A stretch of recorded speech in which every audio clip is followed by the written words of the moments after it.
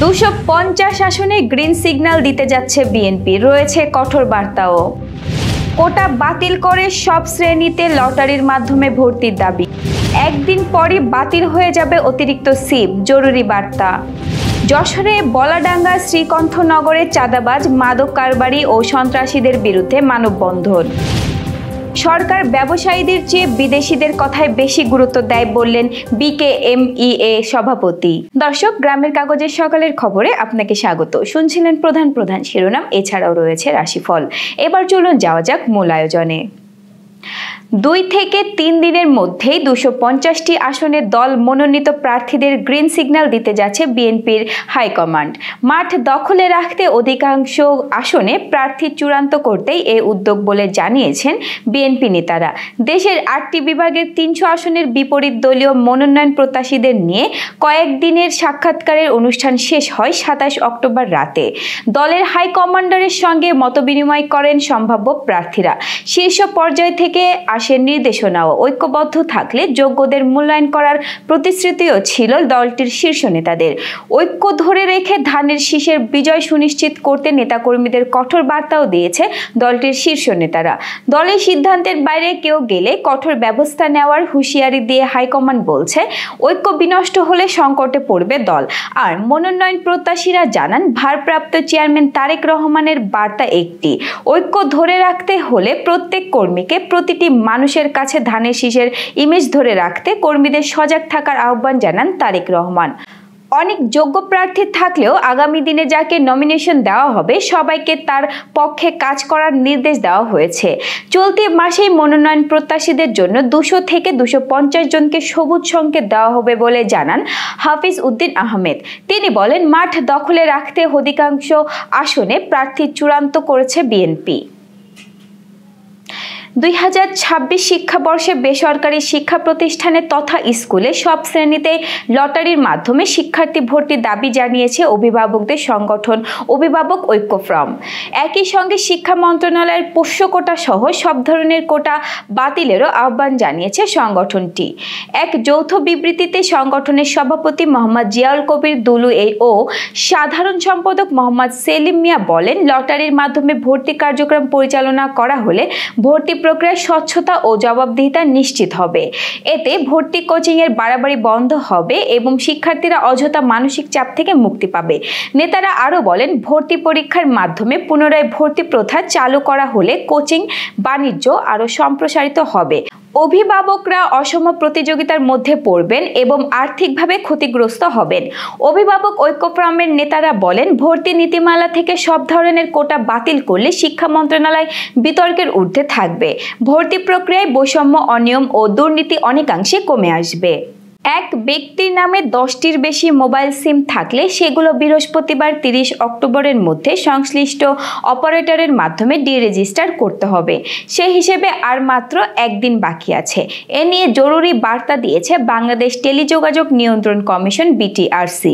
বিটিআরসির verified Facebook পেজে দেওয়া এক পোস্টে বলা হয়, নিজ এনআইডিতে পছন্দ মতো 10টি সিম কার্ড রেখে অতিরিক্ত সিম কার্ডগুলো বৃহস্পতিবারের মধ্যে সংশ্লিষ্ট মোবাইল অপারেটরের কাস্টমার কেয়ারের মাধ্যমে নিবন্ধন বাতিল, মালিকানা পরিবর্তন করুন। নিজের এনআইডির বিপরীতে কতগুলো সিম নিবন্ধিত আছে তা যাচাই করার জন্য ব্যবহারকারীরা *6001# এনআইডির শেষ 4 ডিজিট পাঠিয়ে তথ্য জানতে পারবেন। যদি গ্রাহক নিজে অতিরিক্ত সিম ডিরেজিস্টার করতে ব্যর্থ হন তাহলে কমিশন দৈব চয়নের ভিত্তিতে অতিরিক্ত সিমগুলো স্বয়ংক্রিয়ভাবে বাতিল করবে বলে সতর্ক করেছে বিটিআরসি। যশোর সদর উপজেলার রামনগর ইউনিয়নের বলাডাঙ্গা শ্রীকণ্ঠনগর এলাকায় চাঁদাবাজ, মাদক কারবারি ও সন্ত্রাসী কর্মকাণ্ডের বিরুদ্ধে মানববন্ধন ও বিক্ষোভ মিছিল করেছে এলাকাবাসী। মঙ্গলবার বিকেলে বলাডাঙ্গা শ্রীকণ্ঠনগর বাজার গোবিন্দর মোড়ে ঘণ্টাব্যাপী এ মানববন্ধন শত শত নারী ও পুরুষ এবং সাধারণ ব্যবসায়ীরা উপস্থিত ছিলেন। বর্তমান অন্তর্বর্তীকালীন সরকার দেশের ব্যবসায়ীদের চেয়ে বিদেশিদের কথায় বেশি গুরুত্ব দেয় বলে অভিযোগ করেছেন নিট পোশাক শিল্প মালিকদের সংগঠন বিকেএমই এর সভাপতি মোহাম্মদ হাতেম।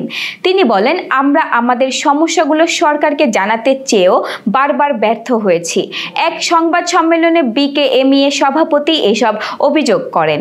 এক প্রশ্নের জবাবে মোহাম্মদ হাতেম বলেন, আমাদের চট্টগ্রাম বন্দর মুনাফায় রয়েছে। প্রতি বছর এই বন্দরে ভালো মুনাফা হচ্ছে। সর্বশেষ বছর 2000 কোটি টাকার বেশি মুনাফা করেছে এই বন্দর। তারপরও সরকার বিভিন্ন পণ্য সেবার মাসুল একলাফে 41% বাড়ানোর সিদ্ধান্ত নিয়েছে। এটি 5 থেকে 10% বাড়ানো যেত, কিন্তু একলাফে 41% বাড়ানো কোনোভাবেই যৌক্তিক নয়। তিনি বলেন, বিদেশি কোনো পক্ষের কাছে বন্দর ছেড়ে দেওয়ায় পরিচালনা ব্যয় যদি না কমে তাহলে সেটি করায় আমাদের স্বার্থ কি? বিদেশি একটি পক্ষকে বন্দর পরিচালনার দায়িত্ব নেওয়া হচ্ছে, এতে খরচ তো কমার কথা, উল্টো মাসুল বাড়ানো হচ্ছে। এটি তো হওয়ার কথা নয়। সংবাদ সম্মেলনে 4 মাস ধরে অন্তর্বর্তীকালীন সরকারের প্রধান উপদেষ্টা ডক্টর মোহাম্মদ ইউনূসের সঙ্গে যোগাযোগের চেষ্টা করেও সাক্ষাৎ পাননি বলে অভিযোগ করেন বাংলাদেশ পোশাক প্রস্তুতকারক ও রপ্তানিকারক সমিতির সভাপতি মাহমুদ হাসান খান বাবু। দর্শক, এবার চলুন জেনে নিই কেমন যাবে আপনার আজকের দিন, অর্থাৎ 29 অক্টোবরের সম্ভাব্য রাশিফল। মেষ রাশি, আজ কর্মক্ষেত্রে দায়িত্ব বাড়তে পারে, তবে সাফল্যের সম্ভাবনাও ততটাই বেশি। অর্থনৈতিক বিষয়ে সতর্ক থাকুন, প্রেমের নতুন সূচনা সম্ভব। বৃষ রাশি, দিনটি পরিবার কেন্দ্রিক, ঘরের মানুষকে সময় দিন। অপ্রত্যাশিত কোনো সংবাদ পেতে পারেন, বিনিয়োগে তাড়াহুড়ো না করাই ভালো। মিথুন রাশি, যোগাযোগ ও ভ্রমণের জন্য অনুকূল সময়। নতুন বন্ধুত্ব বা সম্পর্ক গড়ে উঠতে পারে, মানসিক প্রশান্তি পাবেন। কর্কট রাশি, অর্থনৈতিক উন্নতি হবে, অতীতের কোনো ঝামেলা আজ মিটে যেতে পারে। কর্মক্ষেত্রে সুনাম বাড়বে, পরিবারের সদস্যের উপদেশ কাজে আসবে। সিংহ রাশি, নিজের প্রতিভা প্রকাশের সময় এসেছে, আত্মবিশ্বাসে ভরপুর থাকুন। প্রেমে উষ্ণতা বাড়বে, স্বাস্থ্যের দিকেও সামান্য নজর দিন।